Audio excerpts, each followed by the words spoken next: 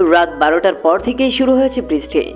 পরিবেশে কনকনে ঠান্ডা, আচমকাই দমকা বাতাস এসে নাড়িয়ে দিচ্ছে গাছপালা, পানিতে টইটুম্বুর রাস্তাঘাট। ঝমঝম বৃষ্টির শব্দটা বেশ উপভোগ্য। ফুলবানুকে রিলিজ দেওয়া হবে কাল দুপুরে। ভোরের দিকে সবাই বাড়ি ফেরার সিদ্ধান্ত নিল। নীলিমা একা শুধু থেকে যাবেন শাশুড়ির সাথে হসপিটালে। সকালে অরা আর সামিয়া রান্না করে আনবে। বাড়ি ফেরার জন্য ওভার ডাকা হয়েছে। সামির ঠিক করে সে অরাকে নিয়ে রিকশায় যাবে, তাই সে সবার সাথে অরাকে গাড়িতে উঠতে নিষেধ করে। অরা ভয় পেয়ে গেল। এই লোকের মাথায় কি মতলব ঘুরছে কে জানে। আলাদা করে রিকশায় নিয়ে অরাকে আবার শাস্তা করবে না তো। সে দ্রুত গাড়িতে উঠে যেতে নিচ্ছিল, তখন সামির তার হাত ধরে সুমন সাহেবকে বলে, তোমরা চলে যাও বাবা, আমরা রিকশায় আসছি। সুমন সাহেব ভ্রু কুঁচকে তাকালেন। তোরা আবার রিক্সায় কেন যাবি?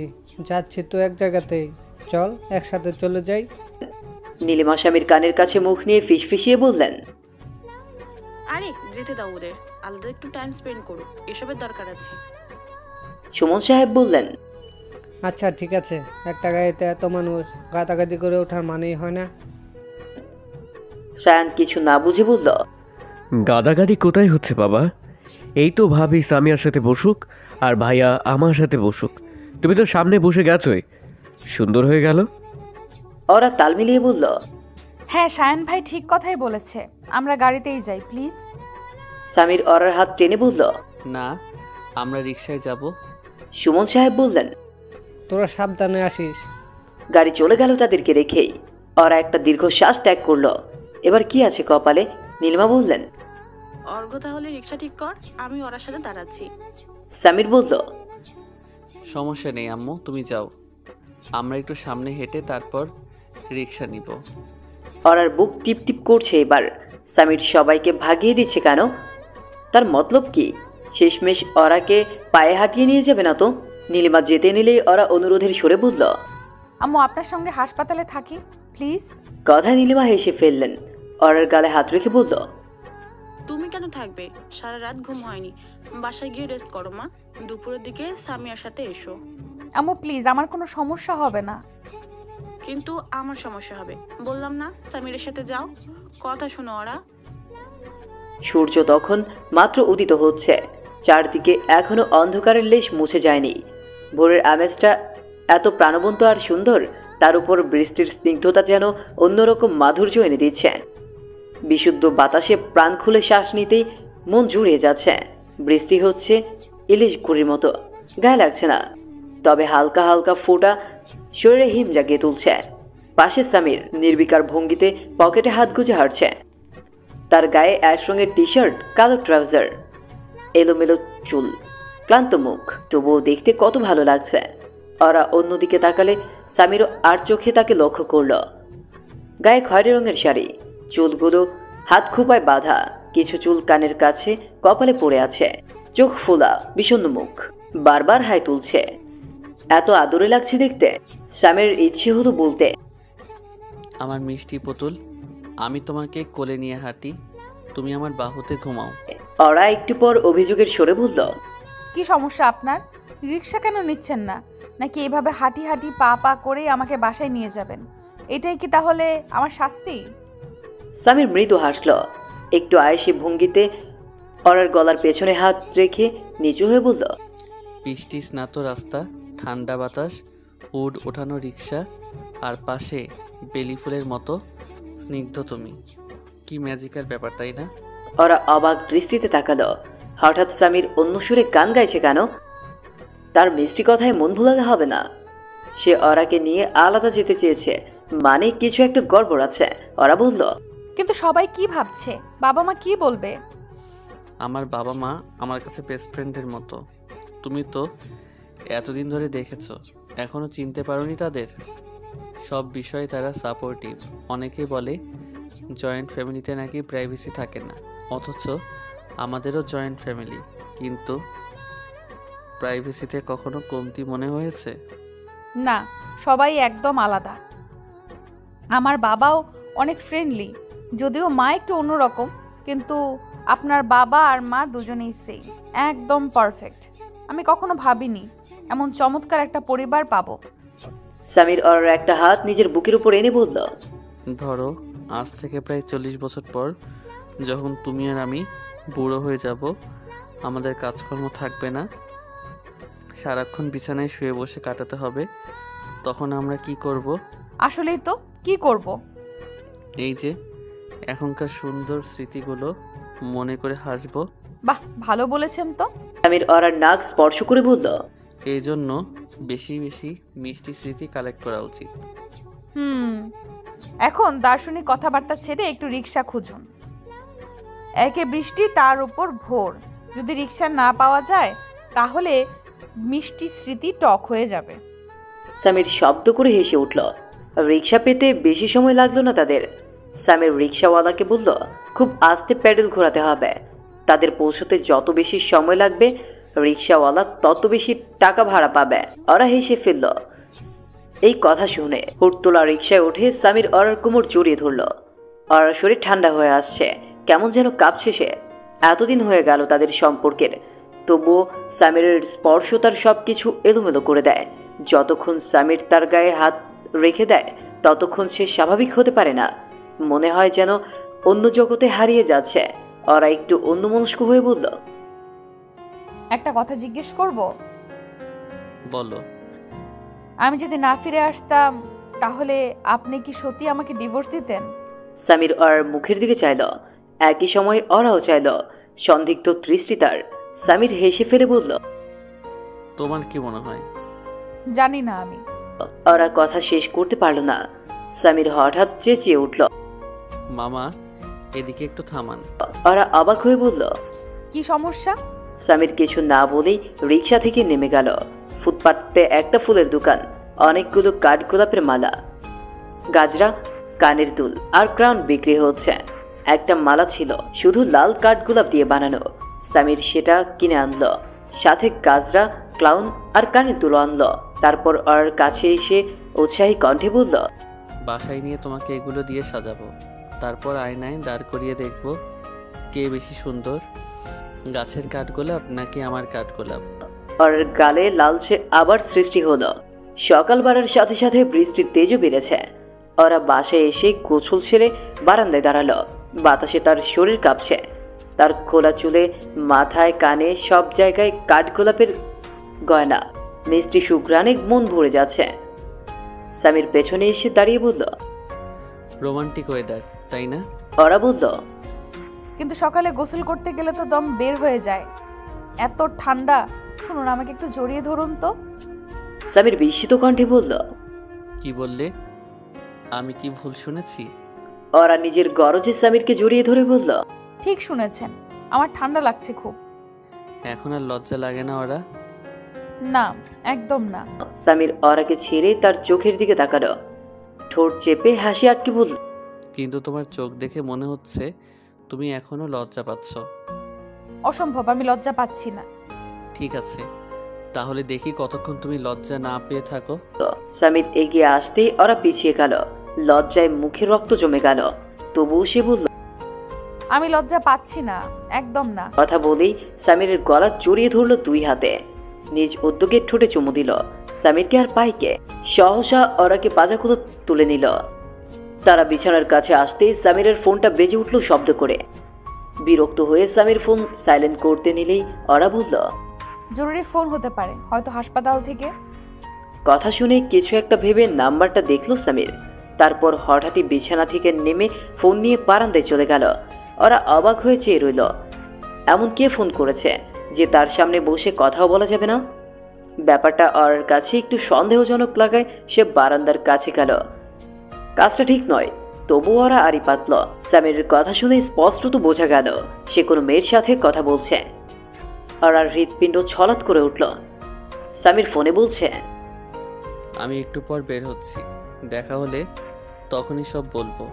এই মুহূর্তে ওরা পাশে আছে, তাই কথা বলা সম্ভব না।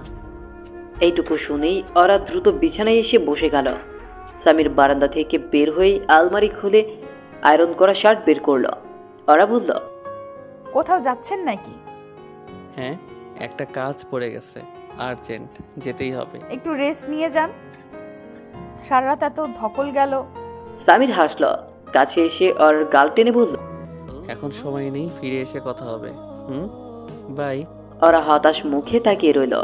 তার মন খারাপের ব্যাপার সামিরকে বুঝতে দিল না। সে চলে যাওয়ার পর ওরার কেমন অস্থির বোধ হতে লাগলো। সারা রাত না ঘুমিয়ে থাকার কারণে মাথা ব্যথা করছিল। সে ভাবল একটা মাথা ব্যথার ঔষধ খেলে যদি ঘুমিয়ে থাকে তাহলে তার শান্তি লাগবে। অযথা এইসব নিয়ে মাথা খারাপ করে লাভ নেই। তার মনে সন্দেহ ঢুকে গেছে, যা ভীষণ খারাপ। এই ভেবে সে ফুলবানুর ঘরে গেল ঔষধে নিতে। কিন্তু তখন সামিয়া আর সুমন সাহেব সেই ঘরে ছিল। সামিয়া চাপা স্বরে বলছিল, ভাবি যাতে কিছু না জানে বাবা, তাহলে কিন্তু সমস্যা হয়ে যাবে। ভাইয়া বলেছে ভাবিকে কিছু জানানো যাবে না। ওরা বাকিটা শোনার জন্য আড়ি পাতল।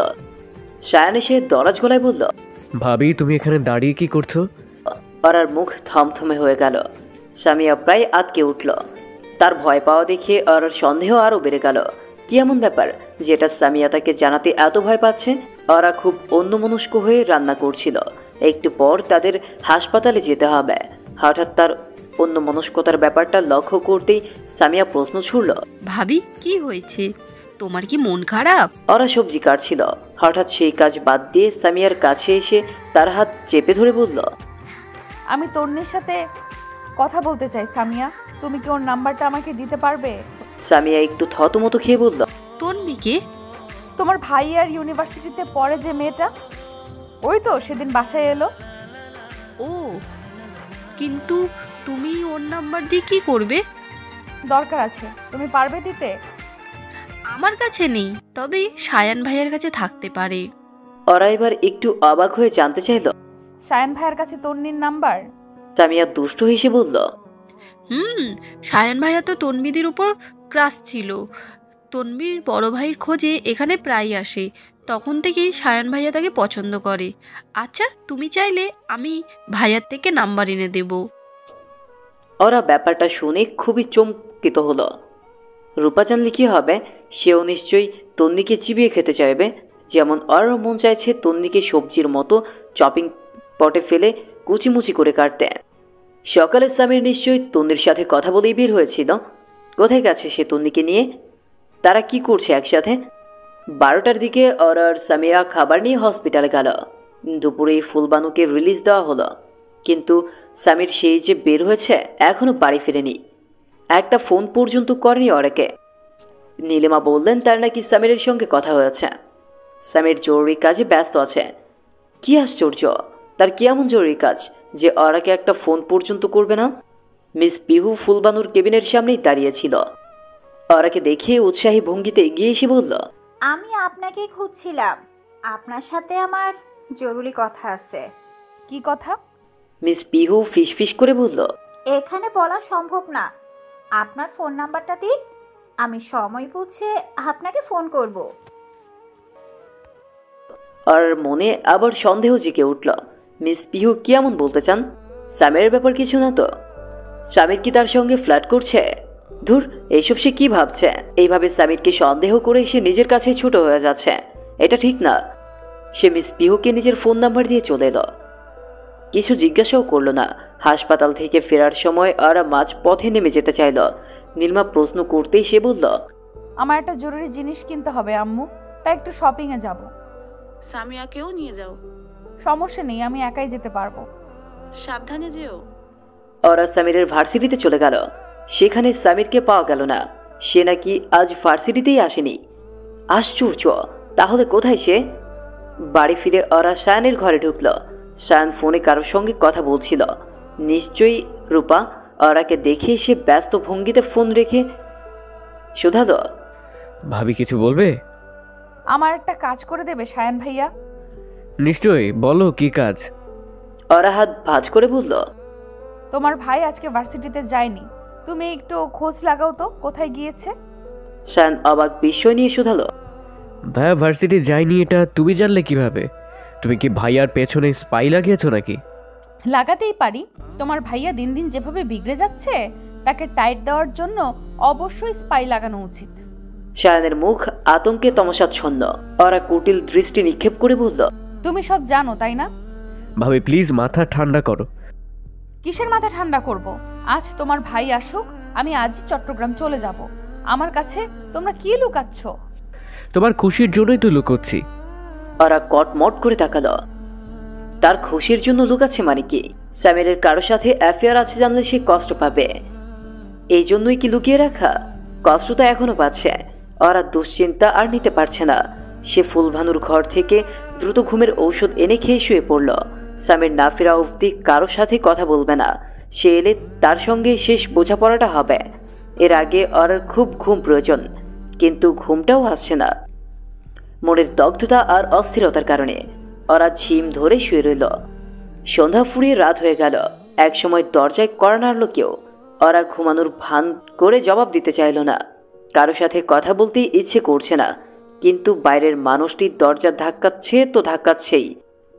বাধ্য হয়ে দরজা খুলতেই দেখা গেল সামিয়া। ভাবি, তুমি না তনবীর নাম্বার চেয়েছিলে? এই তো এনেছি। ওরা গোমরা মুখে বলল, থাক, লাগবে না। তাহলে তুমি যে চাইলে, আমি কত কৌশল করে ভাইয়ার ফোন থেকে চুরি করে নাম্বারটা জোগাড় করেছি। ঠিক আছে, রেখে যাও। তোমার কি শরীর খারাপ ভাবি? অসময়ে শুয়ে আছো যে? আমি ঠিক আছি, একটু মাথা ব্যথা করছে। সামিয়া সামিরের স্টাডি টেবিলের উপর নাম্বার লেখা কাগজটা রেখে চলে গেল। ওরা আবার দরজা বন্ধ করলো। কাগজটির দিকে এক দৃষ্টি চেয়ে সে ভাবতে লাগলো, তার কি তন্নিকে ফোন করা উচিত? একটু পর আবার দরজায় শব্দ হলো। এবার দেখা গেল সায়ান এসেছে। ওরা বলল, কি ব্যাপার সায়ান ভাই? ভাবি, তুমি আমাকে একটা ব্যাপারে খোঁজ লাগাতে বলেছিলে। খোঁজ নিয়েছো? তোমার ভাইয়া কোথায়? সায়ান রহস্যের ভঙ্গিতে হাসল। ওরার প্রশ্নের উত্তর না দিয়ে বলল, তোমার নামে একটা পার্সেল এসেছে। কথা বলেই সে নিজে থেকে বড় একটা বাক্স উঠালো। ওরা বিস্মিত স্বরে বলল, আমার পার্সেল কে পাঠালো? আমি জানি না, তোমার জিনিস তুমি খুলে দেখো। সায়ান পার্সেল রেখে চলে গেল। খুব সম্ভবত এটা সামির পাঠিয়েছে। এর আগেও তো সে পার্সেলে করে চিঠিতে ডিভোর্সের সংবাদ পাঠিয়েছিল। এবারও কি তেমন কিছু হতে যাচ্ছে? ক্রমশ গলা শুকিয়ে এলো ওরার। খুব দ্বিধা আর শঙ্কায় পার্সেলটি খুলল। ভেতরে পাওয়া গেল ভিন্ন ডিজাইনের 21টি পায়েল, 21টি কালারফুল প্যান্ডেন্ট, 21 জোড়া কানের দুল, আর একটা ডায়মন্ড রিং। প্রত্যেকটা জিনিসই মুগ্ধতা নিয়ে তাকিয়ে থাকার মতো সুন্দর। আর একটা প্যাকেট খুলতেই পাওয়া গেল ম্যাজেন্টা রঙের ভীষণ সুন্দর একটা শাড়ি। শাড়ির ভাঁজে একটা চিরকুট। এই সুন্দর শাড়িটি তার জন্য, যার কাছে পৃথিবীর সব রং তুচ্ছ, সব সৌন্দর্য মলিন। তার মেঘলা বরণ গা স্পর্শ করার অধিকার কি সে এই নগণ্য শাড়িটিকে দেবে? ওরা বিস্ময় বিভূত। কসমেটিক্সের সাথে আরো দুটো চিরকুট আছে। সেগুলো খুলতে নিয়ে উত্তেজনায় তার আঙুল কাঁপছিল। ওরা আমার প্রজাপতি, আমার চক্ষু জুড়ানো শীতল বৃষ্টি তুমি। তোমার হৃদয় ছুঁতে চেয়েও বারবার ব্যর্থ হওয়া এই অসহায় প্রেমিককে ক্ষমা করো। তুমি এই সামান্য উপহার গ্রহণ করলেই আমার প্রেম জীবন ধন্য হবে। তারপর আরো একটা চিরকুট, সেটা লাল রিবন দিয়ে বাঁধাই করা। ওরা বাঁধন খুলল। আজকের এই দিনটি আমার জীবনের সবচেয়ে স্পেশাল। এই দিনেই পৃথিবীতে এসেছিল আমার স্নিগ্ধ ভালোবাসা, যার স্নিগ্ধতাই প্রতিটি দিন আমি নতুন করে উজ্জীবিত হই, যার প্রাণবন্ত হাসিতে আমার অনুভূতিরা সঞ্জীবনী শক্তি পায়, যার চঞ্চলতায় আমার ব্যাকুলতার কারণ। আমার প্রজাপতি, শুভ জন্মদিন। দেখো তো ঘড়ির কাঁটায় ঠিক 12টায় বাজছে কিনা। তোমাকে সঠিক সময়ে শুভেচ্ছা জানাতে পেরেছি তো? ওরা ঘড়ির দিকে চেয়ে দেখলো সত্যিই 12টা বাজছে। এত দ্রুত সময় কিভাবে পেরিয়ে গেল? অদ্ভুত সুখের পরশ ওরার হৃদয়ের আনাচে কানাচে ছড়িয়ে পড়ছে। সত্যি আজ তার জন্মদিন, অথচ সে তা ভুলেই গেছিল। অবশ্য এটা নতুন কিছু না, প্রত্যেক বছরই সে ভুলে যায়। মা তার পছন্দের খাবার রান্না করে মনে করিয়ে দেয়, কিন্তু এবার যে এতটা চমৎকারভাবে কেউ মনে করাবে তা ওরা কল্পনাও করেনি। ওরা চিরকুটগুলো বারবার পড়তে লাগলো। একসময় জিনিসগুলো বুকে জড়িয়ে ধরে বিছানায় শুয়ে পড়ল। এক অসীম প্রশান্তিতে হৃদয় উদ্বেলিত হচ্ছে। চোখের কারণে সে আনন্দের জল চিকচিক করছে। বুকের বাম পাশ চিনচিন করছে সুখ ব্যথায়। আচ্ছা, স্বামীর সকালে যে মেয়েটির সাথে কথা বলছিল সে কি তাহলে অনলাইন সেলার ছিল? ইস, কত বোকা সে! সামিরের নামে কত কি ভাবছিল। সায়ান সামিয়া তাহলে সারপ্রাইজের ব্যাপারে আলোচনা করছিল। অথচ ওরা কারো কথা বোঝার চেষ্টা না করে শুধু সন্দেহই করে যাচ্ছিল। পুনরায় দরজায় শব্দ হলো। এবার দরজা খুলতেই সে দেখল নীলিমা, সুমন সাহেব, সায়ান, সামিয়া সবাই একত্রে দাঁড়িয়ে আছে। প্রত্যেকে উচ্চ কণ্ঠে সমস্বরে বলতে লাগলো, হ্যাপি বার্থডে ওরা, হ্যাপি বার্থডে টু ইউ। ওরা মুখে হাত দিয়ে দাঁড়িয়ে রইল স্তম্ভের মতো। নীলিমা তার 2 হাত চেপে ধরে বললেন, জন্মদিনের অনেক অনেক শুভেচ্ছা মা, হ্যাপি বার্থডে।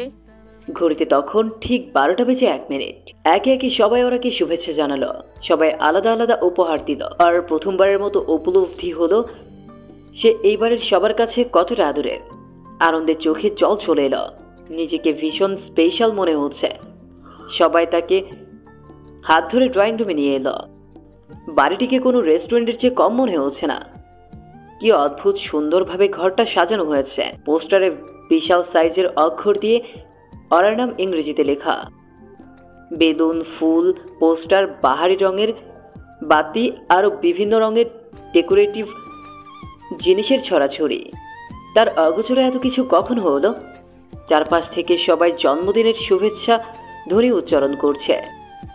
সায়ান খুব জোরে একটা বেলুন ফাটিয়ে পার্টি স্প্রে ছড়িয়ে দিল। তারপর শীষ বাজালো। ওরা চোখ মুছে সবার উদ্দেশ্যে বলল, থ্যাংক ইউ। এই দিনটি আমি কখনো ভুলতে পারবো না। আমার জীবনের বেস্ট বার্থডে এটা। সুমন সাহেব বললেন, তাই যদি হয় তাহলে সব কিছুর জন্য সামিরকে থ্যাংক ইউ বলো। ছেলেটা কত কষ্ট করেছে তোমার জন্য। আজ সারাদিন ভার্সিটি না গিয়ে এসব কাণ্ড করেছে। আর হঠাৎ মনে পড়ল, আসলেই তো সবাই হাজির, সামির কই? তাকে কোথাও দেখা যাচ্ছে না কেন? ওরা জিজ্ঞেস করতেও লজ্জা পাচ্ছিল। নীলিমা নিজেই বললেন, সামির তোমাদের ঘরে আছে, আগে এখানে আমাদের সাথে কেকটা কাটো, তারপর রুমে গিয়ে ওর সাথে আবার কেক কাটবে। ওরা কোনো মতে কেক কেটে সবার মুখে অল্প অল্প করে তুলে দিল। ফুলবানু শুকনো মুখে বললেন, বাইসা থাকো, আমার নাতের মাথাটা তো খাইছো, এবার সত্য সন্তানের জননী হও। এমন দোয়া শুনে হাসবে না কাঁদবে বুঝতে পারল না ওরা। সুমন সাহেবও দোয়া দিলেন, 100 বছর বেঁচে থাকো মা, আমার মাথায় চুলের সমপরিমাণ হায়াত তোমার হোক। ওরা তাকিয়ে দেখল তার শ্বশুর সাহেবের মাথায় একদম চুল নেই। তালুর পেছনে হালকা কিছু লেগে আছে। নীলিমা এ নিয়ে একটা খোঁচাও মারলেন, তোমার মাথায় শত চুল হবে নাকি? কি বলো? কমপক্ষে 1000 খানেক চুল তো হবেই। বিশ্বাস না হলে গুনে দেখো। আমারও তো স্বাদ নেই। সুমন সাহেব হেসে উঠলেন। তাদের কথাবার্তা শুনে অন্যরাও মুখ টিপে হাসছে। কেক কাটার পর্ব শেষ হতেই নীলিমা বললেন, তোমার কি কি পছন্দ লিস্ট করে দিও, কাল সব আমি নিজের হাতে রান্না করব। ওরা কৃতজ্ঞতায় শাশুড়ি মাকে জড়িয়ে ধরে বলল, অনেক ধন্যবাদ আম্মু। বেডরুমে যেতে ওর খুব নার্ভাস লাগছিল। একদম প্রথম রাতের মতো অনুভূতি, যেন সে বাসর ঘরে যাচ্ছে। রুমে ঢুকে আরো এক দফা অবাক হতে হলো। পুরো ঘর বেলি ফুলের গন্ধে ভরে আছে। মেঝেতে পা রাখতেই কিছু একটা ঠেকলো পায়ের সাথে। ওরা নিচু হয়ে দেখলো একটা গাছড়া পড়ে আছে দরজার সামনে। সেটি তুলতেই আরো একটা চিরকুট পাওয়া গেল, যার প্রাণবন্ত মিষ্টি সুবাস বেলি ফুলের সুবাসকেও হার মানা সেই স্নিগ্ধ সুভাষিনীর জন্য। ওরা গাছড়াটা নিয়ে ভেতরে প্রবেশ করলো। ঘর অন্ধকার, টিম আলো জ্বলছে। বিছানায় ছড়িয়ে আছে গোলাপের পাপড়ি। একটা গোল টেবিলে ছোট্ট চকলেট কেক রাখা। সেই কেকের চারপাশে মোমবাতি জ্বালাচ্ছে সামির। আপন মনে গুনছে, 17, 18, 19, 20, 21 শুভ 21তম জন্মবার্ষিকী ওরা। ওরা মিষ্টি করে হাসলো। সামির গাঢ় দৃষ্টিতে তাকিয়ে বলল, হ্যাপি বার্থডে আমার প্রজাপতি। তারপর পেছন থেকে বের করে আনলো এক তোড়া গোলাপ। ওরা হাসতে হাসতে সেই গোলাপের তোড়া নিয়ে বিছানায় বসলো। হাত ধরা কণ্ঠে বলল, আমি ক্লান্ত এবার, আর কত সারপ্রাইজ দেবেন? ইস, জন্মদিন মানুষের জীবনে প্রতিদিন কেন আসে না? সামির হাঁটু গেড়ে বসে ওরার পা নিচের কাছে টেনে নিল। বাম পাটা ওরুর উপর রেখে একটা সুন্দর ঝকঝকে কালো রঙের পায়েল পরিয়ে দিতে দিতে বলল, তুমি চাইলে প্রতিটি দিন এমন স্পেশাল হবে। ওরা একটু ঝুঁকে এলো। গভীর চোখে তাকিয়ে বলল, আমি চাই না স্পেশাল দিন জীবনে অল্প কয়েকবারই আসুক। প্রতিদিন হলে তো সেটা নর্মাল হয়ে যাবে, তাই না? সামির ওরার কপালের চুল সরিয়ে দিল। আলতো স্পর্শে তার গালে হাত রেখে বলল, তোমাকেও তো আমি রোজ দেখি, কখনো নর্মাল মনে হয়নি তো। সবসময়ই এত স্পেশাল কেন লাগে? ওরা অপ্রস্তুত হলো। সামির কাছে এলেই সুন্দর একটা নেশা মেশানো ঘ্রাণ তার চারপাশে আলোড়ন জাগিয়ে তোলে। সে লজ্জায় মাথা নোয়াল। কেক কাটার সময় স্বামীর আঙুলের ডগায় ক্রিম নিয়ে অরার নাকে মেখে দিল। অরার রেগে সামিরের গালে ক্রিম মেখে দিল। সামির তখন নিজের গাল দিয়ে অরার গাল ঘষে ক্রিম মুছে দিল। লজ্জা পেয়ে গেল অরা। একটু পর সে চিরকুটগুলো বের করে প্রশ্ন ছুড়ল, সত্যি করে বলুন তো, এইগুলো কি আপনার লেখা? তোমার কি মনে হয়? অরা গম্ভীর হয়ে বলল, আমার বিশ্বাস হচ্ছে না যে কথাগুলো আপনার সাজানো। কেন? এত রোমান্টিক কথা আপনি লিখতেই পারেন না? তাহলে কে লিখতে পারে? আতিফ? অরা চমকে উঠল, ভ্রু কুচকে শুধালো, এখানে আতিফ কোথা থেকে এলো? এমনি বললাম। সামির হাসল, কিন্তু অরা হাসল না। কেন সে হঠাৎ আতিফের নাম বলল? তার সাথে অরার বিয়ে ভেঙে গেছে, সেই প্রসঙ্গ ওখানেই শেষ। তাহলে আজকের মতো একটা দিনে সামির তার কথা কেন মনে করালো? অরা রেগে বলল, আপনি বের হন, কি? এখনই ঘর থেকে বের হয়ে যাবেন। সরি, আমি বুঝিনি যে ওর কথা বললে তুমি এত রেগে যাবে। অরা কোনো জবাব না দিয়েই সামিরকে হাত ধরে টেনে ঘর থেকে বের করে দিল। শুধু তাই নয়, ধরাম করে দরজাটাও আটকে দিল। কিছুক্ষণ হক চকিয়ে তাকিয়ে রইল সামির। অরা কেন এত রেগে গেল? তার মনে কি এখনো আতিফের জন্য কিছু আছে? না হলে এত রেগ করবে কেন? সে কি ভেতরে দরজা বন্ধ করে কাছে? সামির অনেক সাত পাঁচ ভেবে দরজায় কড়া নাড়ল, কিন্তু অরার কোনো জবাব নেই। একটু পর দরজা এমনি খুলে গেল। সামির দ্বিধা ভরা মন নিয়ে ভেতরে প্রবেশ করলো। আশেপাশে তাকিয়ে খুঁজতেই ড্রেসিং টেবিলের কাছে চোখ আটকে গেল তার।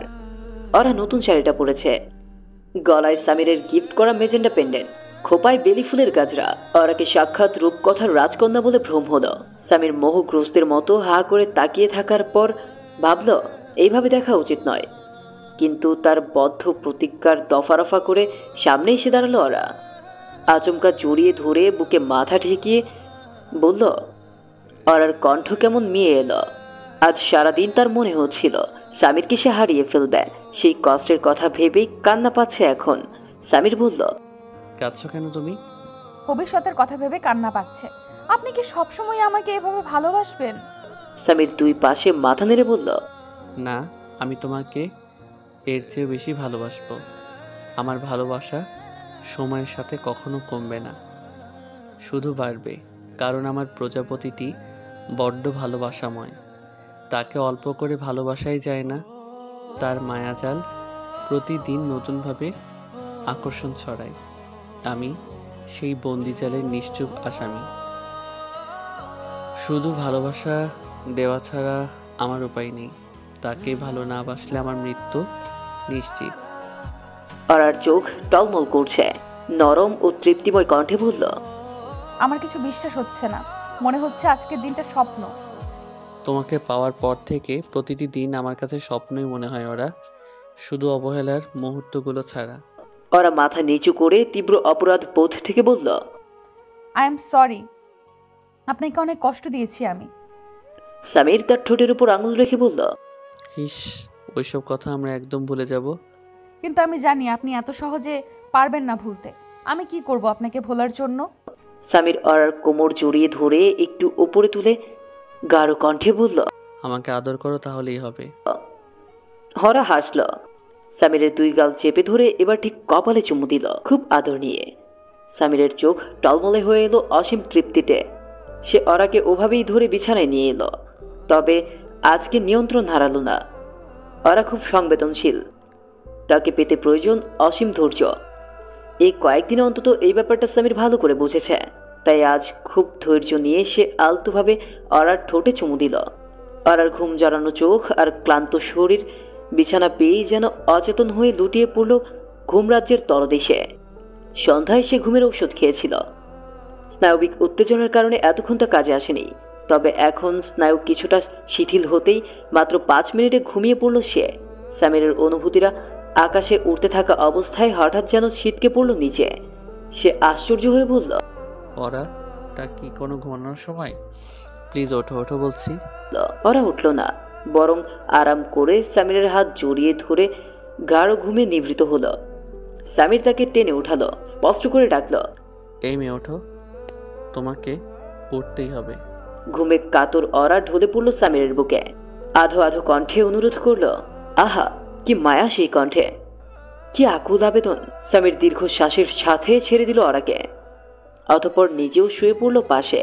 এভাবেই তার সারাটা রাত কাটল, অরার ঘুমন্ত মুখের দিকে চেয়ে থেকে প্রগাঢ় অপেক্ষা নিয়ে। সকাল থেকে টিপটিপ বৃষ্টি হচ্ছে। মধ্যরাতে শুরু হয়েছিল তুমুল বর্ষণ। এখন বর্ষণের তেজ কমে এলেও পরিবেশে শীতলতার মাত্রা বেড়েছে। অরার মনে হলো আজকে সকালটা স্নিগ্ধ সুন্দর, বৃষ্টির অপরূপ ছন্দে ছন্দময়। বারান্দায় দাঁড়িয়ে গভীর করে শ্বাস নিল সে। হাত দিয়ে বৃষ্টির ফোঁটা স্পর্শ করতে চাইল। তার আঙুলের ডগায় স্বচ্ছ পানির বিন্দু নিয়ে গালে মাখল, তারপর হেসে উঠল। সামির এক ঝলক তাকালো, তারপর পুনরায় ড্রেসিং টেবিলের আয়নার দিকে চেয়ে গলায় টাই বাঁধতে ব্যস্ত হলো। ভাবতে এমন যেন সে অরার হাসির শব্দে বিরক্ত। অরা মনোযোগ দিয়ে সামিরকে দেখল। তার চেহারার পেশি টান টান, শ্যামলা মুখটি ঈষৎ লাল হয়ে আছে। বোঝাই যাচ্ছে মহাশয় আজ ভীষণ রেগে। সকাল থেকে অরার সাথে একটা কথাও বলেনি। অরা কিছু বললেও সংক্ষিপ্ত জবাব দিয়ে আলোচনা শেষ করতে চেয়েছে, কিন্তু এইভাবে কতক্ষণ সে অরাকে অবহেলা করবে। অরাও গতরাতের জন্য লজ্জায় মুখ খুলতে পারছে না। গতরাতে নিজের মুখে সে সামিরকে কত কিছুই না বলেছিল, নিজের ব্যাকুলতা নির্দ্বিধায় প্রকাশ করেছিল। তারপর নিজেই সব আশায় জল ঢেলে ঘুমিয়ে পড়েছে। এই লজ্জায় সে আপাতত সামিরের চোখে চোখ রাখতেও ভয় পাচ্ছে, কিন্তু তাকে এইভাবে গোমরা মুখে চলে যেতে দেওয়া যায় না, তাহলে সারা দিন ওর মন খারাপ থাকবে। তাই ৬-৭ ঘন্টা ছটফট করেই কাটাতে হবে। তার চেয়ে ভালো এখনই ঝামেলাটুকু মিটিয়ে নেওয়া যাক। ওরা তার সমস্ত আড়ষ্টতা পেছনে ফেলে সামিরের সামনে এসে মাথা নিচু করে দাঁড়ালো, তরল স্বরে অনুরোধ করলো, আজ একটু দেরি করে গেলে হয় না? কেন হঠাৎ দেরি করতে যাব কেন? শুধু শুধু কোনো রিজন আছে? ওরার গলা শুকিয়ে গেল। বাপরে, কণ্ঠ যেন লোহার চেয়েও কঠিন, দৃষ্টিতে সেই কি তেজ, এত রাগ। সে অপ্রস্তুত কণ্ঠে বলল, মানে বাহিরে তো বৃষ্টি হচ্ছে। বৃষ্টি সারাদিনই হতে থাকবে, আমি কি সারাদিন বাসায় বসে থাকবো? ওরা আকুল হয়ে বলল, একদিন না গেলে কি হয়? কিছুই হয় না, কালও তো মিস দিলাম, তাও কিছু হলো না। ওরার মুখটা নিচু হয়ে একদম চিবুক গলার সাথে লেগে যেতে চাইল। সামির আর চোখে তাকালো। ওরা আরো নিজেকে গুটিয়ে নিয়ে বলল, সরি। সামির দীর্ঘশ্বাস ছেড়ে বলল, ক্ষমতা থাকলে সরি নামক শব্দের আবিষ্কারীকে আমি ফাঁসি দিতাম। সরি বলেই সবাই পার পেয়ে যায়। ঠিক আছে, আপনি চাইলে আমায় শাস্তি দিতে পারেন। যে শাস্তি দিবেন আমি সব মাথা পেতে গ্রহণ করব। সামির ঘড়ির দিকে চেয়ে গম্ভীর গলায় বলল, শাস্তি দেওয়ার সময় আপাতত নেই, ফেরার পর যদি আপনি ঘুমিয়ে না যান তখন ভেবে দেখা যেতে পারে। মানুষটা তাকে রোমান্টিক কথা বলছে, তাও রেগে রেগে, যেন হুমকি দিচ্ছে। কি অদ্ভুত। অভিমান করলে সামির তাকে আপনি করে বলে। অরার কাছে ব্যাপারটা বেশ মজা লাগলো, কিন্তু তবুও সে চায় না সামির অভিমান করুক। তার অভিমান কমানো ভীষণ কঠিন। অরার থেকে কোনো উত্তর না পেয়ে সামির পরিষ্কার কণ্ঠে বলল, বাই। ওরা জানে এই বাই শব্দের অর্থ বিদায় নয়। সে চাইছে ওরা তাকে কিছু বলুক, কিন্তু কি বলবে ওরা? যতবার সামিরের দিকে সে তাকায় ততবার রাতের কল্পনাগুলো স্মৃতিপটে ভেসে ওঠে। সে কিছু বলতেই পারে না, কণ্ঠ শুকিয়ে যায়। সামির দরজা পর্যন্ত যেতে যেতে আবার বলল, আমি চলে যাচ্ছি। শুনুন। মুখ থেকে ছিটকে বেরিয়ে এলো শব্দটা। সামির ফিরে তাকালো। ওরার মতো একই স্বরে বলল, বলুন। ওরা লজ্জা মাখা দৃষ্টিতে বলল, সাবধানে যাবেন আর দ্রুত ফিরে আসবেন। সামির কোনো জবাব না দিয়ে মৃদু হাসল। সেই হাসিটাই যেন কাঁপন ধরালো ওরার বুকে। বৃষ্টির ছন্দকে সাপিয়ে সে নিজের অন্তরাত্মার টিপ টিপ কম্পন টের পেল। সামির গট গট করে তার সামনে এগিয়ে আসছে। মৃদু স্পর্শে চুমু এঁকে দিল তার কপালে। সেই চুমুতে ছিল এক পশলা বৃষ্টির মতো স্নিগ্ধ আদর। ওরা বোধ করলো তার শরীর অসাড় এবং শক্ত হয়ে গেছে। শরীরের তাপমাত্রা হু হু করে বৃদ্ধি পাচ্ছে। সামির সেই স্তব্ধ বিমূর মূর্তি বনে যাওয়া ওরাকে ছেড়ে ঘর ছেড়ে বের হয়ে গেল। ওরা ধপ করে বসে পড়ল বিছানায়। কতক্ষণ যে এইভাবে কেটে গেল তার হিসাব নেই। একটু পরেই মেসেজ এলো তার ফোন। শোনো প্রজাপতি, না লজ্জাবতী, আমি বাইরে বের হওয়ার সময় আর কখনো ওইভাবে তাকিও না প্লিজ। ওই লাজুক দৃষ্টি ক্ষত বিক্ষত করে দেয়। ইচ্ছে করে দুনিয়া ভেসে যাক, প্রলয় শুরু হোক, তাও আমি সব ছেড়ে তোমার কাছে বসে থাকি। ফোনে ওরা চোখ মুখ খিচে হেসে ফোনটা মুখে চেপে ধরল। হৃদয়ের লাবডুব শব্দটা যেন সে স্পষ্ট কানে শুনতে পাচ্ছে।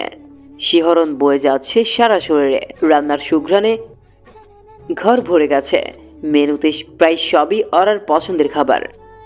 নীলিমা চপিং বোর্ডে সালাদের জন্য শসা, টমেটো আর পেঁয়াজ কেটে নিচ্ছেন। ওরা দাঁড়িয়ে আছে পাশেই, পুরো শরীর তার ঘেমে একাকার। নীলিমা অসন্তুষ্ট গলায় বললেন, এবার কিন্তু আমি খুব বকা দিব তোমাকে। যাও রুমে যাও, শুধু শুধু গরমের মধ্যে দাঁড়িয়ে ঘামছো। আমি আপনাকে সাহায্য করছি আম্মু।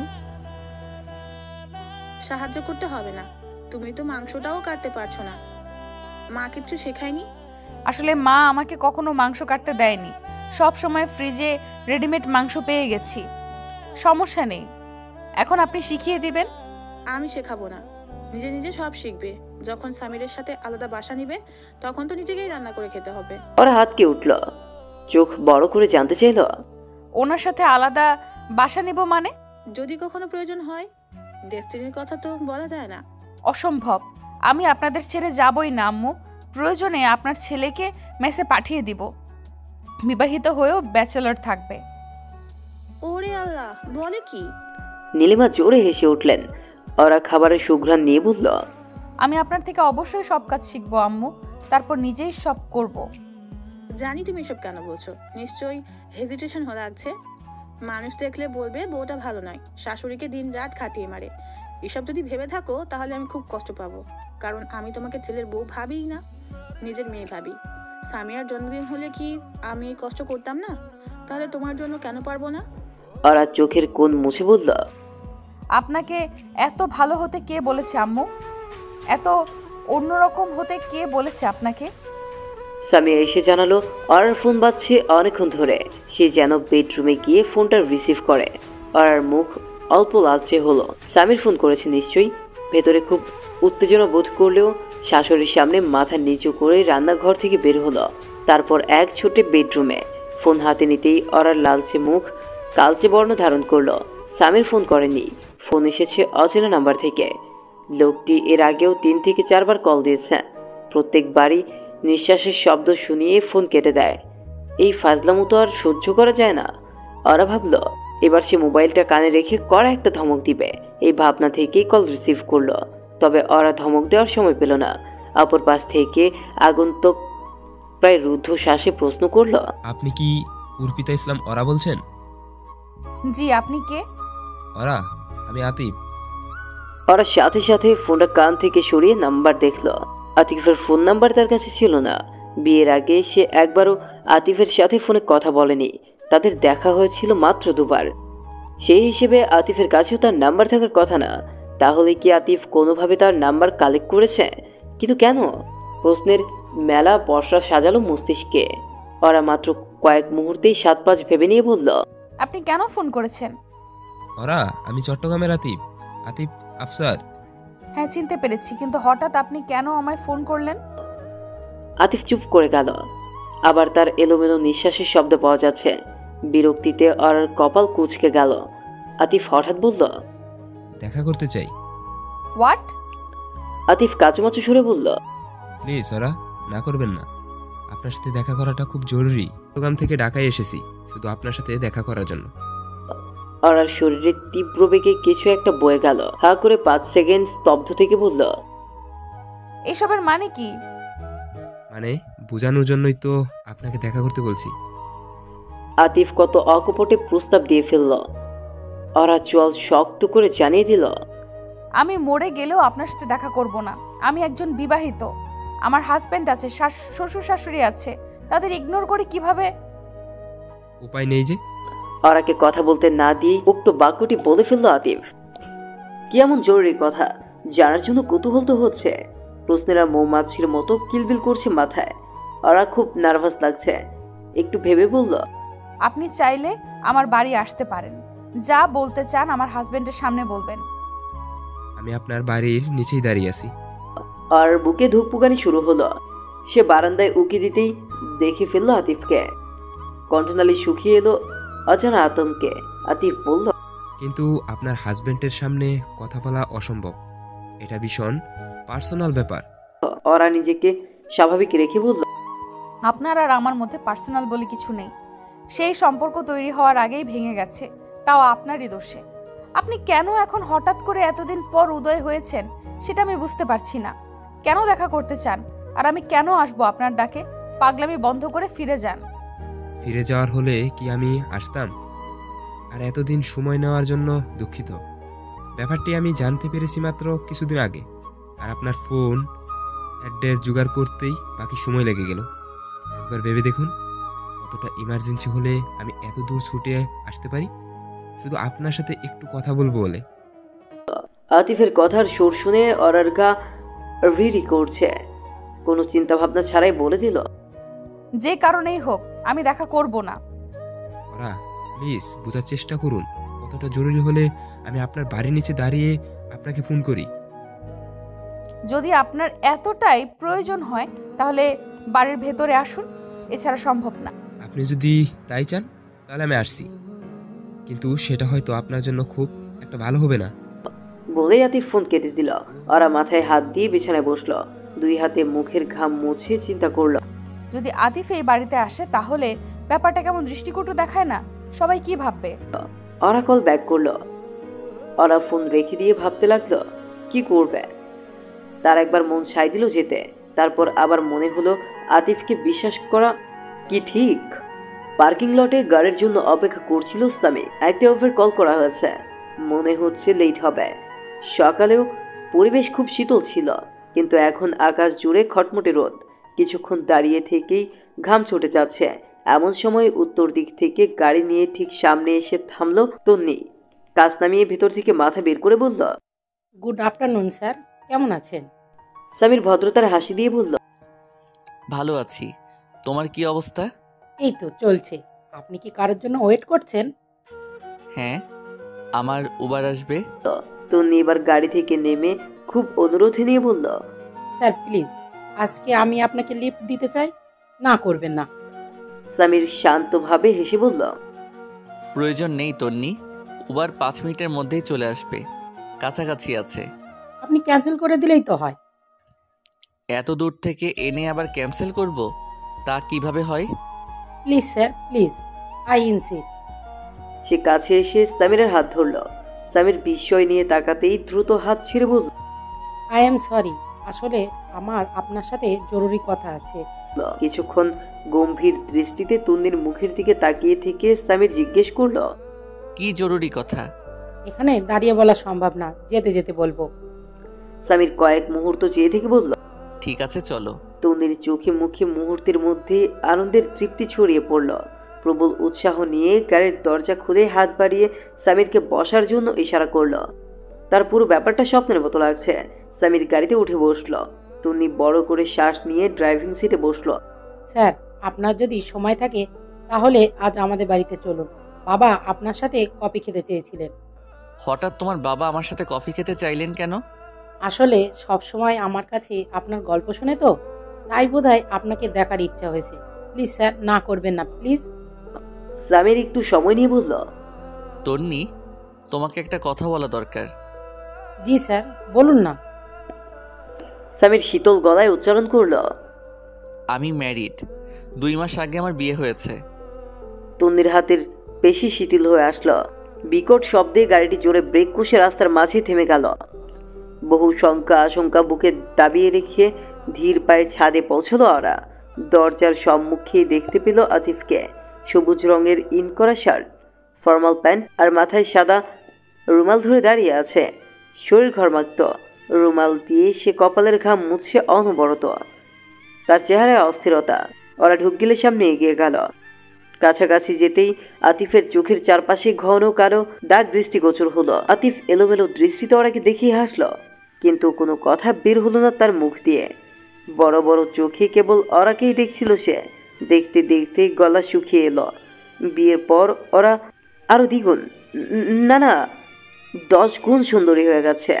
ওর গায়ে কমলা রঙের একটি সুন্দর শাড়ি, ঢেউ খেলানো চুলগুলো যত্ন করে আঁচড়ানো, গলায় অসম্ভব সুন্দর একটা লকেট, কি সুন্দর চোখে হালকা কাজল, ঠোঁটে হালকা লিপ বাম মেখে পটের বিবি সেজে আছে। আহা, এই দুপুর বেলাতেও এমন পরিপাটি কেউ থাকে? আতিফের কাছে আসবে বলে ওরা পরিপাটি হয়েছে এমনটা মনে হচ্ছে না, কারণ ওরার চোখে লেপ্টে থাকা কাজল আর ঠোঁট দেখে মনে হচ্ছে সে কাল রাতে সেজেছিল। সেই সাজ এখনো মুখে লেগে আছে, আর এই সাজে তাকে এখনো অমায়িক সুন্দর দেখাচ্ছে। ওরার ফর্সা গাল দুটো আগের চেয়ে একটু ফুলো হয়েছে, কে চোখ দুটোও বোধহয় ফোলা। সারাদিন বুঝি ঘুমায় এমে, তবে এমন আদরে ফোলা মুখে তাকে অসহ্য সুন্দর লাগছে। কি ভয়ানক সেই সৌন্দর্য! আতিফ বারবার ঢুক গিলতে লাগলো। ভেতরটা অসহনীয় ব্যথায় চলতে লাগলো আতিফের। ওরার সুখ দেখার প্রত্যাশা নিয়ে এসেছিল, কিন্তু ওরা সুখে আছে ভেবে আর ভালো লাগছে না কেন? আসসালামু আলাইকুম। কেন ওরা এ প্রথমে কথা শুরু করলো। আতিফ কোনো মতে সালামের উত্তর দিল, তারপর দুজনেই চুপ। একটু পর ওরা উচ্চারণ করলো, যা বলার দ্রুত বলুন, আমার হাতে বেশি সময় নেই। রিমঝিমে কণ্ঠটা আতিফের কর্ণকোহরে বিচরণ করতে লাগলো। এই কণ্ঠ পৃথিবীর সবচেয়ে সুন্দর সুর। আতিফ খুব ইতস্তত করছে। ওরার সামনে এসে যে সে এইভাবে কুকড়ে যাবে তা ভাবতেই পারেনি। রুমাল দিয়ে নাক আর কপালের ঘাম মুছে মাথা নিচু করলো। Thank you so much. আপনি এসেছেন তাই আমি খুব খুশি হয়েছি। Thank you. দেখুন, আসল কথা বলুন, কেন ডেকেছেন আমাকে?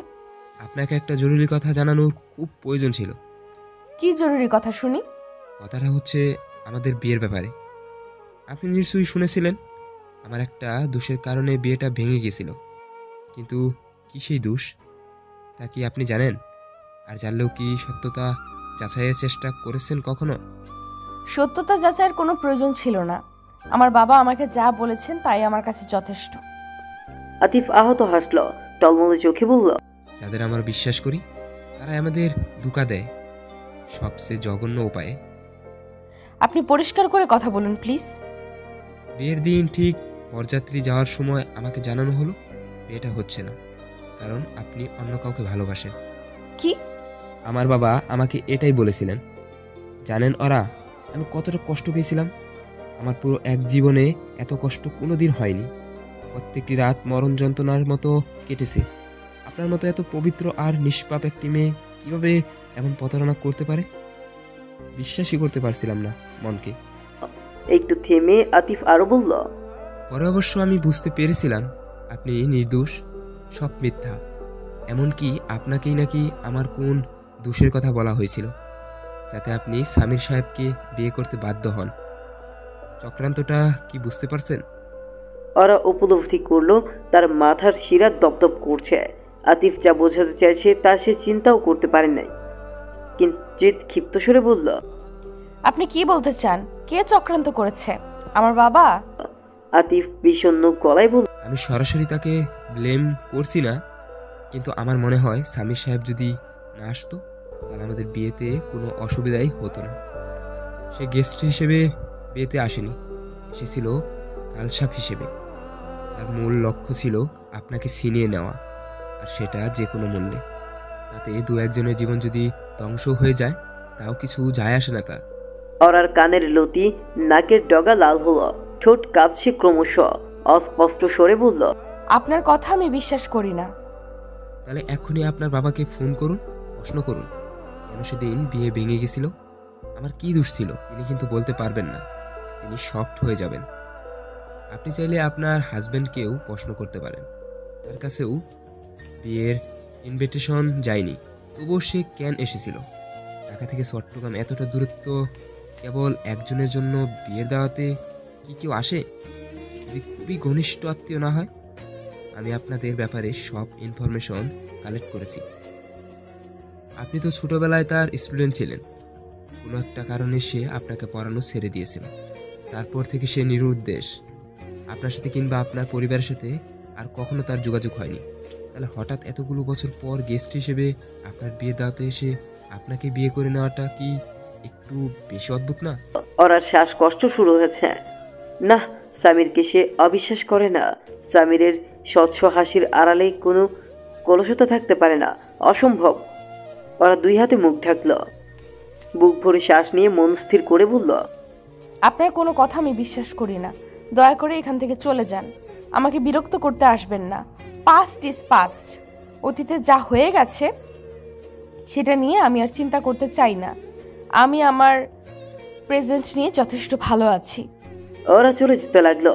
আতিফের কোনো আকুতি শুনতে চায় না সে, কিন্তু আতিফ স্পষ্ট ভরাট গলায় বলল, কয়দিন সুখে থাকবেন এভাবে? আপনার এই সুখ একদিন ধ্বংস হয়ে যাবে। অভিশাপ দিচ্ছেন? না, বাস্তবতা বলছি। Revenge of nature. কাউকে কষ্ট দিয়ে কেউ সুখী হতে পারে না, একমাত্র স্বার্থপর ছাড়া। আপনি কি স্বার্থপর? ওরা আতিফের কাছে এসে ভ্রু কুঁচকে তাকিয়ে রইল। আতিফও তাকিয়ে আছে। তাদের মাঝে দূরত্ব মাত্র কয়েক ইঞ্চি। এইভাবে একে অপরকে নিষ্পদক চেয়ে থাকতে দেখে বালতি দিয়ে শব্দ করলো ফিরোজা বুয়া। ওরা হক চুকিয়ে তাকালো। ফিরোজা ছাদে কাপড় নাড়তে এসেছে। এখন নিশ্চয়ই ঘরে গিয়ে অন্তত ফুলবানুকে এসব জানাবে সে। কি হবে তখন? ধুর, বিপদ এলে এমন সব দিক থেকে কেন আসে?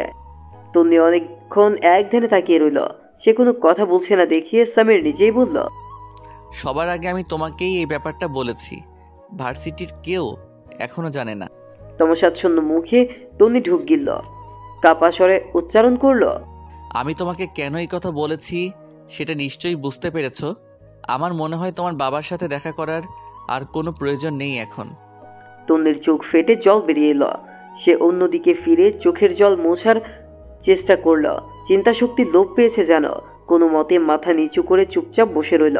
চোখের পানি গাল ছুঁয়ে চিবুক বেয়ে গড়িয়ে পড়ছে। সামির বলল, যদি মনের অজান্তেও কখনো তোমার ফিলিংস হার্ট করে থাকি তাহলে সরি। আমি আমার স্ত্রীকে খুব ভালোবাসি। তাকে ছাড়া অন্য কিছু চিন্তাও করা সম্ভব না আমার পক্ষে। তন্নি কোনো কথা বলতে পারল না। গলার কাছে যেন খঞ্জর আটকে আছে। হৃদয় রক্তক্ষরণ শুরু হয়েছে। আই হ্যাভ টু গো বলে তন্নির উত্তরের অপেক্ষা না করে ব্যস্ত সড়কের মাঝখানে গাড়ি থেকে নেমে গেল সামির। ভীষণ হালকা লাগছে আজ, যেন বুকের ভেতর থেকে পাহাড় সরে গেছে। আতিফের সাথে আর এক মুহূর্ত ছাদে দাঁড়ানোর প্রয়োজন বোধ করছে না ওরা। ফিরোজা কাপড় নাড়ছে, কিন্তু আর চোখে দেখছে তার ওই দৃষ্টি ওরাকে খুব বিব্রত করে দিচ্ছে। তাই সে নিজের রুমে যাওয়ার জন্য সিদ্ধান্ত নিল। আতিফের দিকে চেয়ে বিড়বিড় করে বলল, আমাদের বাড়ির কাজের আন্টি, উনি দেখে ফেলেছে মানে বুঝতে পারছেন? সর্বনাশ। প্লিজ এখন চলে যান, আর দয়া করে আমাকে ফোন করবেন না। সত্যিটা আপনার জানা জরুরি ছিল। আমি ভেবেছিলাম আপনি আমাকে বুঝবেন। বুঝেও কি লাভ?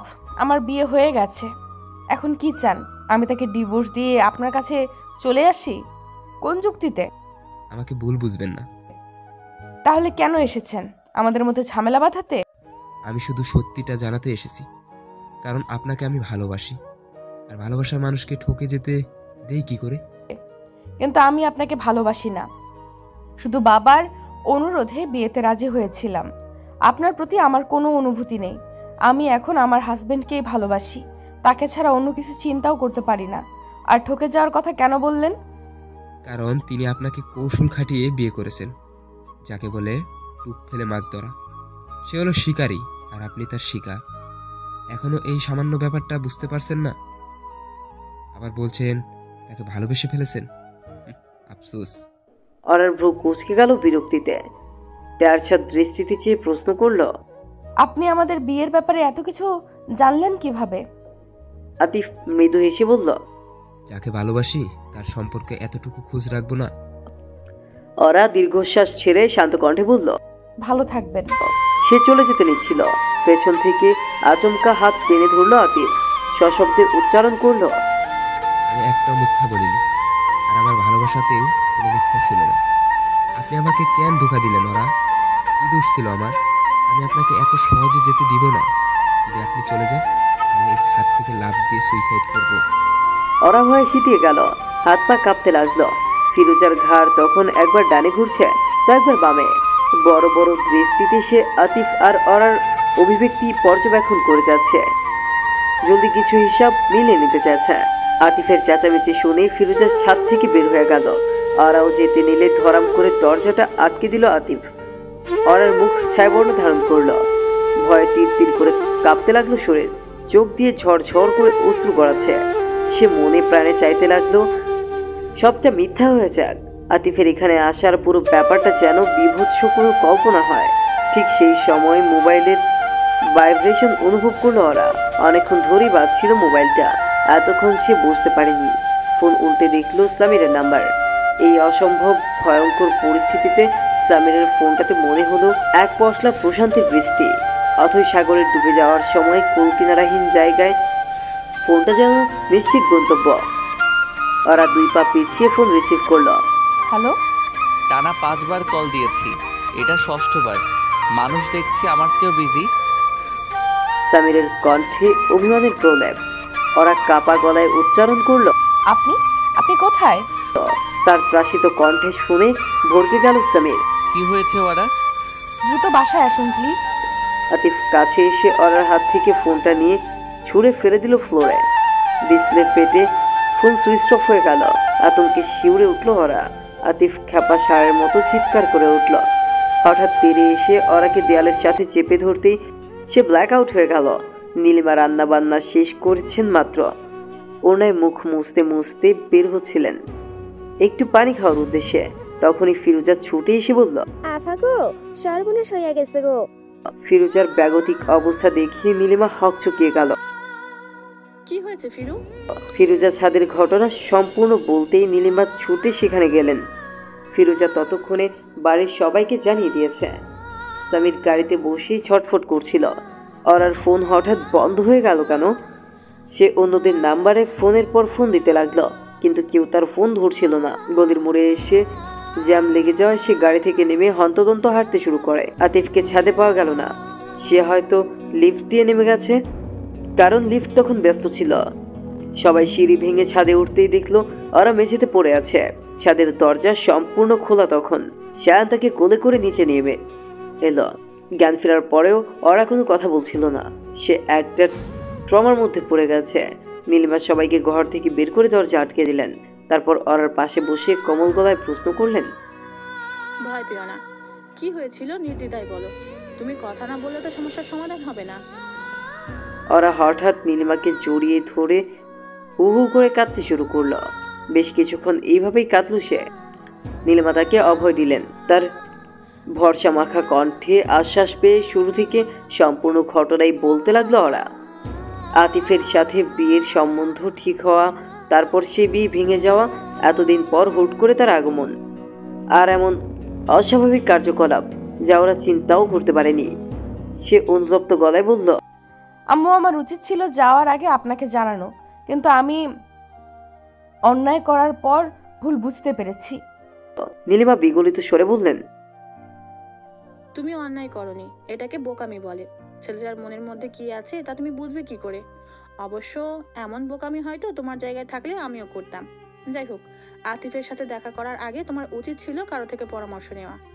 আমার তো এখনো বুক ঢিপঢিপ করছে, যদি তোমার কোনো ক্ষতি হতো মা।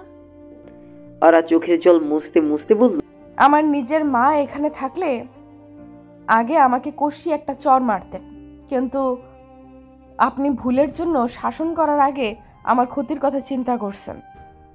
আপনি এত ভালো কেন আম্মু? নীলিমাকে জড়িয়ে ধরল সে। নীলিমা চিন্তিত ভঙ্গিতে ওরার মাথায় হাত বোলাতে লাগলেন। ওরা বলল, ফিরোজা আন্টি আমাকে ছাদে দেখেছে, সবাই কি ভাববে এখন? নীলিমা কঠিন সুরে বললেন, কিছুই ভাববে না। ফিরোজার এত সাহস নেই যে আমার ছেলের বউয়ের নামে উল্টাপাল্টা বলবে। ওর মুখ ভোঁতা করে দেবো না আমি। ওরা আশ্বস্ত হলো। নীলিমাকে শক্ত করে জড়িয়ে রাখলো। এর মধ্যে সামির বাড়ি ফিরল। সম্পূর্ণ ঘটনা শুনে সে আতঙ্ক নিয়ে কেবল একটাই প্রশ্ন করল, ওরা কেমন আছে? নীলিমা বললেন, খুব ভয় পেয়ে গেছে, ঘরে আছে। একা? না, সাথে স্বামীও আছে। সামির ঘরে ঢুকলো। দরজা খোলার শব্দ কানে আসতেই কিছুটা চমকে উঠল ওরা। তারপর ঝটপট ছুটে এসে সামিরকে জড়িয়ে ধরল। তার শরীর এখনো কাঁপছে। সামির ক্রোধ নিয়ে বলল, তোমার সাথে কি করেছে লোকটা বলো, একদম খুন করে ফেলবো আমি ওকে। ওরা কোনো কথা বলল না। সামির খেয়াল করলো তার শরীর উত্তপ্ত, সে জ্বরে কাবু হয়ে পড়েছে। আতিফের ভয় তাকে এখনো ভেতর থেকে গ্রাস করে রেখেছে। নীলিমা থার্মোমিটারে ওরার জ্বর মেপে দেখলেন জ্বর 102 ডিগ্রি। দ্রুত মাথায় পানি ঢালার ব্যবস্থা করতে হবে। এর আগে তাকে জ্বরের ট্যাবলেট খাওয়ানো হলো। ওরা সামিরের হাত ধরে বলল, প্লিজ আমার কাছে বসে থাকুন, আমি আপনার সাথে কথা বলতে চাই। সামির বিনা প্রশ্নে বসলো, স্পষ্ট গলায় বলল, এখন কোনো কথা বলার দরকার নেই, রেস্ট নাও। পরে অবশ্য ওরা জানতে পেরেছিল আতিফের সাথে বিবাহ ভঙ্গের কারণ। আতিফ মানসিকভাবে অসুস্থ, সহজে সেটা বোঝা যায় না, কিন্তু মাঝে মাঝে তার আচরণ ভয়ঙ্কর হয়ে থাকে। ঢাকায় তাকে চিকিৎসার জন্য আনা হয়েছিল। কিভাবে সে ওরার নাম্বার জোগাড় করেছে আর এখানে এসে পৌঁছেছে তা এক বিরাট বিষয়। এত কিছুর পরেও ওরার মনে একটা প্রশ্ন খচখচ করছে, সামির কেন তার বিয়েতে এসেছিল? 7 বছর ধরে তো তার সঙ্গে কোনো যোগাযোগ ছিল না, তাহলে বিয়ের দিন কিভাবে এলো? ঘড়িতে সকাল 7টা। ওরার ঘুম ভাঙলো ঝর্ণা শব্দে। বাথরুমে কেউ গোসল করছে। সে চোখ পিটপিট করে একবার তাকিয়ে আবার চোখ বুজে নিল। অ্যান্টিবায়োটিক খাওয়ার কারণে শুধু ঘুম আসছে, এখনো ঘুমের ঘোর কাটেনি, তবে গায়ের জ্বর ছেড়ে দিয়েছে। পানির শব্দটা তাকে খুব বিরক্ত করছে। সে উঠে বসলো। বাথরুমের দরজা খুলে বের হলো সামির। তাকে পরিচ্ছন্ন সুন্দর লাগছে। ওরাকে দেখে সে নরম গলায় বলল,